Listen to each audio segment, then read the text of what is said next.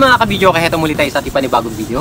Kaya samahan niyo muli ako sa araw na dahil ipapakita ko sa inyo kung paano mag-ayos ng voice coil or mag-repair ng tweeter na nasunog. Okay, kagaya nito mga kabidyo, okay? Okay, ito yung ating voice coil sa ating tweeter at ang wattage nito is 300. Okay? Ipapakita ko sa inyo itong voice coil na to kung bakit hindi siya gumagana. Okay?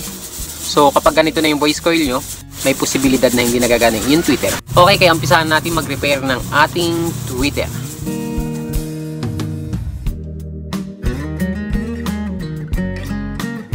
So, ito na yung ating tweeter na i-repair. Okay, itong tweeter na to is hindi na tumutunog dahil nga sunog yung kanyang voice coil. Okay, kaya palitan natin ng voice coil at ang wattage ng ating tweeter is 300 watt.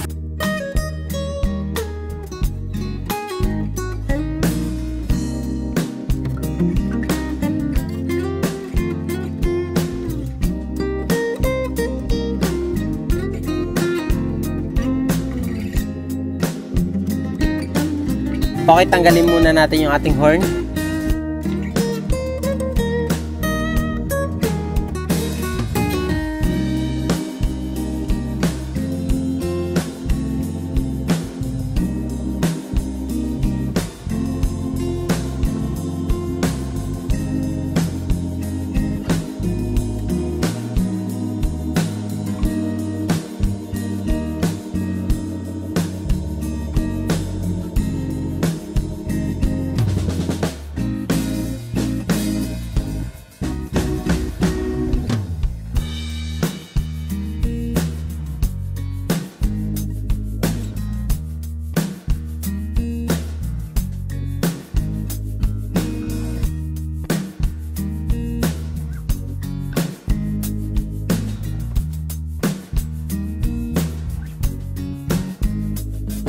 So ito na nga yung ating voice coil.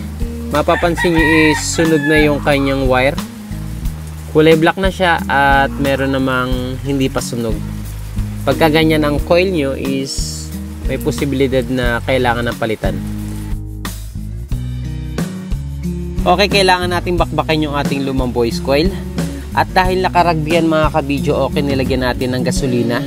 Pwede ring thinner para mas mabilis nating mabakbak na maayos yung ating voice coil.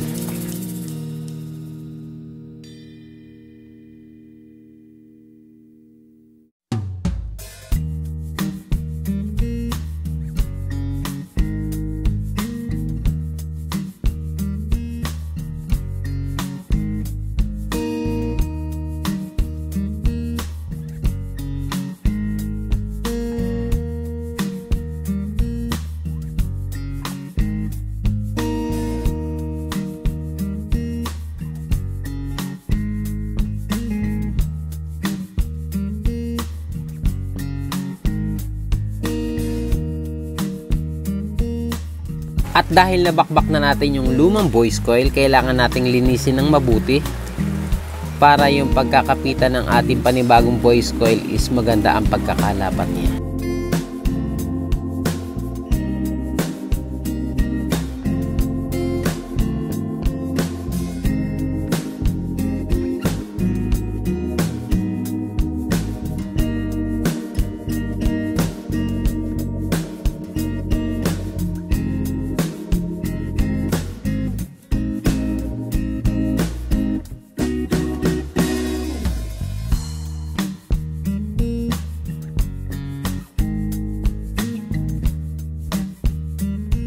Kailangan nating linisin ng mabuti yung pagkakapitan natin ng voice coil para maganda yung kanyang pagkakalapat.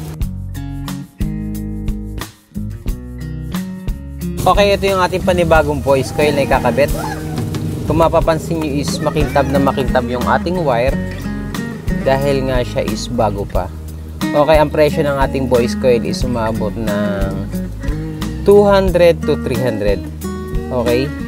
Depende sa lugar yan mga kabidyo. Okay. Ayan yung ating pagkakaiba ng ating dalawang voice coil na luma at bago. Yan yung ating voice coil na bago. Tansong-tanso siya. Makintab. And then yung ating luma, kung mapapansin nyo is meron ng black. Okay? Kaya may black dahil sunog na nga yung ating voice coil.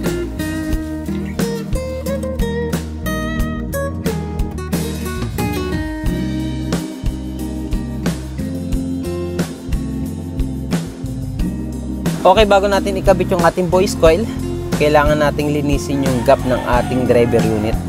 Kagaya niya, gumamit tayo ng karton or papel para malinis natin yung gap ng ating driver unit at para walang sumasabit sa ating voice coil. Dahil kapag hindi natin nilinisan ang ating driver unit, kapag ginamit yun ng marumi, ang tunog ng ating tweeter is pangit or meron siyang sabit na tunog.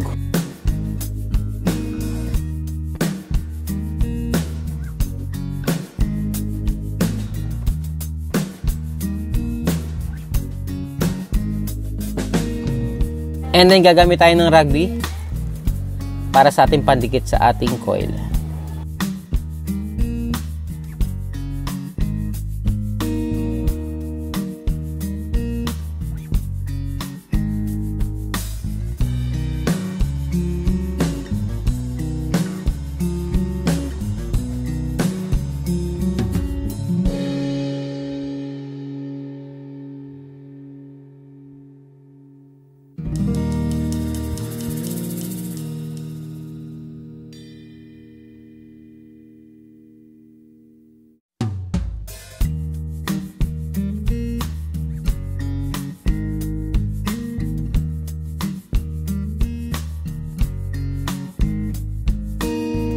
Okay, kung alin ang ating positive dito mga kabidyo, okay dito sa ating coil. Sa dalawang wire na to mga kabidyo, okay is may nakaguhit po dyan sa pinaka-terminal niya na kulay red. Okay, ibig sabihin yung kulay red, siya po yung ating positive.